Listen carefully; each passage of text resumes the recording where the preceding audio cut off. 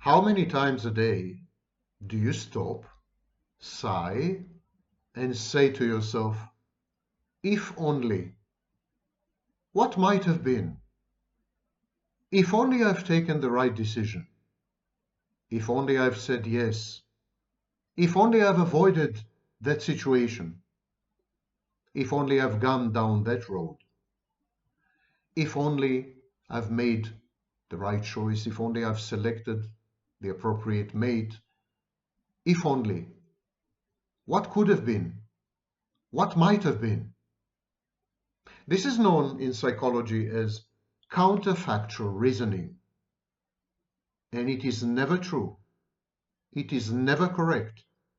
And it leads you to depression and anxiety. It has bad mental health outcomes.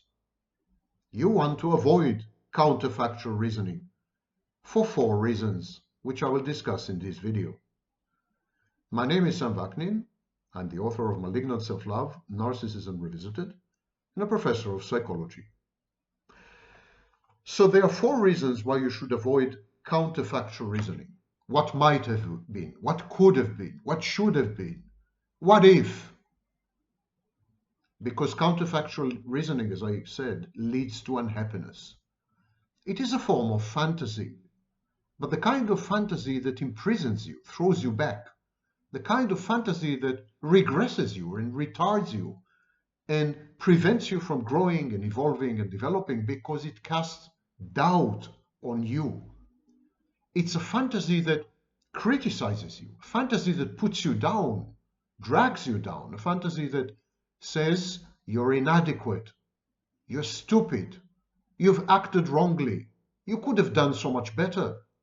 It's a fantasy associated with what we call internalized bad object, the cluster of voices inside your head that keep informing you that you're unworthy, that you're bad, that you will never amount to nothing, to anything. So it's not the kind of fantasy you want to indulge in. Counterfactual reasoning is a form of self-flagellation, self-chastisement, harsh inner criticism. It is the kind of mental acrobatics or gymnastics that leads you deeper and deeper until you drown, until you're overwhelmed by your own panoply of doubts, self-doubt, and ultimately self-rejection and maybe even self-hatred. Counterfactual reasoning relies on 4 traps. Traps are deceptive. A trap lures you in, baits you. Then when you're in it, you discover too late that it doesn't have your best interest in mind. There are 4 cognitive traps that, when put together, give rise to counterfactual reasoning. Trap number 1, the deceptive appearance of having had a choice. The truth is, you could not have acted differently. At the time, your actions have been dictated by the extent of the information you have had access to. Of course, we all make self-destructive and self-defeating and self-harming and self-trashing choices and decisions. But these choices and decisions reflect the sum total of everything we know, everything we need, who we are at any given moment, and where we're going. There is no alternative path. The choices you've made, the decisions you have taken are the only ones that you could have made and could have taken at that particular moment in time. Hindsight is 20/20. Hindsight is a bitch. Hindsight lies to you. Hindsight is the deception, is deceitful, because hindsight takes into account information that you did not possess at that time. Hindsight takes into account who you are now, not who you were then. Hindsight falsifies and reframes your past to appear as if you acted stupidly, inadequately, unthinkingly, impulsively, defiantly, recklessly. And you may have, but there was the only possible decision. Now, pay attention. I'm not saying the decisions you have made in your past were all the right decisions for you. Some of them led to adverse consequences, to bad outcomes. But they were the only possible decisions.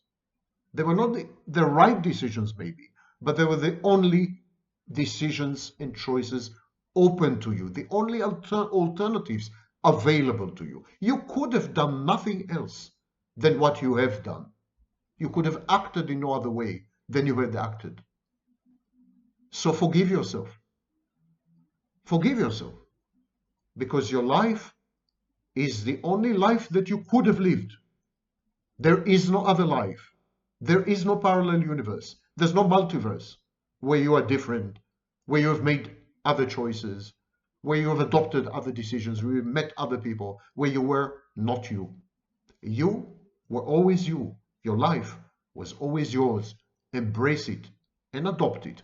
Your mistakes, your losses are the major engines of your growth and development. Bless them, embrace them, accept them. So the first is deception is a deceptive appearance of choice. The second trap is the illusion of control.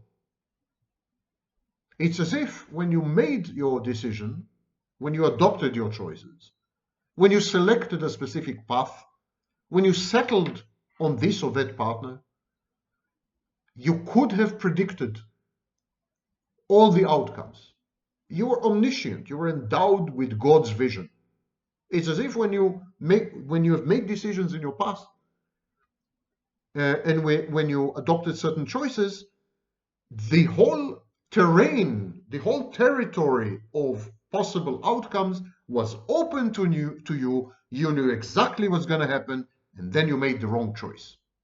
Then you took the wrong turn in the road. But that's nonsense, of course. You cannot predict outcomes. You cannot guarantee outcomes. Aristotle said that statements about the future have no truth value. They're meaningless. Either they're right or they're not. Either they're true or they're false. So when you have made a choice in your past, when you have taken a fork in the road, when you adopted certain decisions, when you teamed up with certain people, you were acting on imperfect information. Information that was partial and never included all the possible outcomes, including unintended consequences. Only God, if he does exist, has this point of view. Human beings are limited. The brains are limited. Their lives are limited. They're finite beings. So we as human beings have to accept our limitations. There's only that much that we know. There's only that much that we can know and apprehend and comprehend. So forgive yourself. You are not in control. You are unable to predict all the possible outcomes, intended and unintended, of your choices and actions and decisions. You are not able to guarantee specific consequences or avoid them. This is an illusion, the illusion of control. Trap number 2.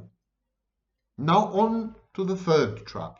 Remember, these are the traps that underlie counterfactual reasoning. What if? Alternative histories. So, the third trap is the cognitive distortion of grandiose omniscience.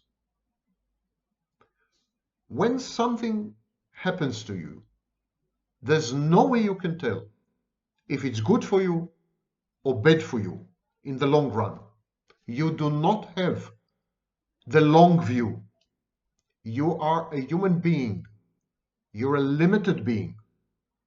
Your lifespan is nothing but a wink or a blink in the life of the universe. You can't see into the future. When something happens to you, even if it looks and appears and feels like the most horrendous experience, it might be actually good for you. It might drive you to evolve, to grow, to develop, to complete yourself, to become whole, to transition, to become happy. Even the most horrendous events.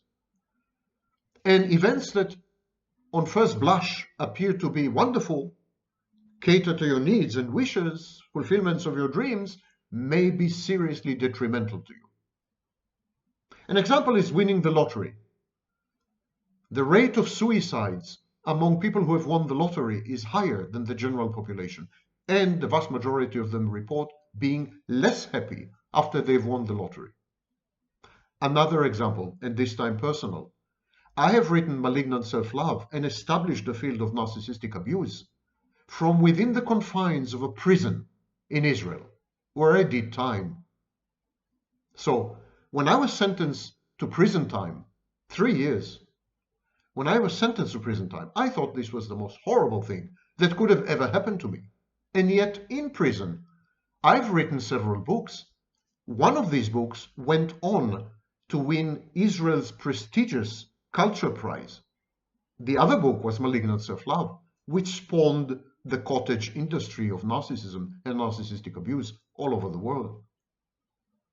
So, don't presume to know.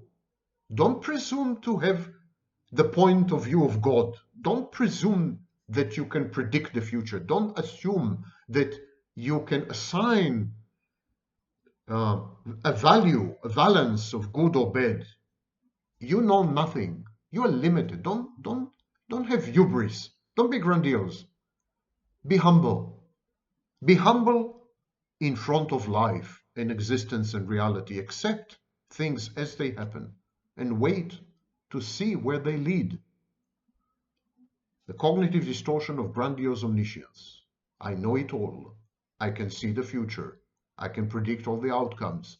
And I know if something is good or bad for me. This is reserved to a higher being, not to you. And finally, there's the trap of reason. Reason is inferior to intuition when it comes to judging people. And so, if you judge people using reason, analysis, cognition, your outcomes would be much poorer than if you simply go with your gut feeling, flow with your intuition. And when you use counterfactual reasoning, if I only had chosen another person to be my spouse, if I only had partnered with another person to do this business, this is wrong because you are using reason to analyze the alternatives that you have had. And this is always inferior to using your intuition. In all likelihood, the choices you have made as far as people in your life, however bad they may have been, were the optimal ones, were the best ones, because you used your intuition. Had you chosen another spouse, it would have ended even more badly. Had you chosen another partner, you would have bankrupted sooner. All in all, I'm going to repeat the 4 traps. The reason for counterfactual reasoning, the cause of counterfactual reasoning, is because we assume that we have had a choice, that we could have acted differently. That it was only up to us, that we were in control. And this is the deceptive appearance of choice. You couldn't have acted differently. The illusion of control. You could not have predicted or guaranteed the outcomes of your actions. The cognitive distortion of grandiose omniscience. You are not all-knowing. You cannot tell if an event or series of events are bad for you or good for you in the long term. And the trap of reason. The people you have teamed up with, the people you ended up being with, were the right choices, the optimal choices, regardless of the consequences of your interpersonal relationships, because you have used your intuition, and it is always superior to reasoning when it comes to judging people. Next time, you feel like asking, what if? What could have been? What might have been? What should have been? Stop yourself dead on your tracks. Don't go there. Don't go there because it's based on 4 fallacies, 4 deceptions, 4 wrong assumptions. Let go of this particular elephant. Go back to your life. Immerse yourself in your life. Accept it, embrace it, live it, experience it, be mindful, be in it.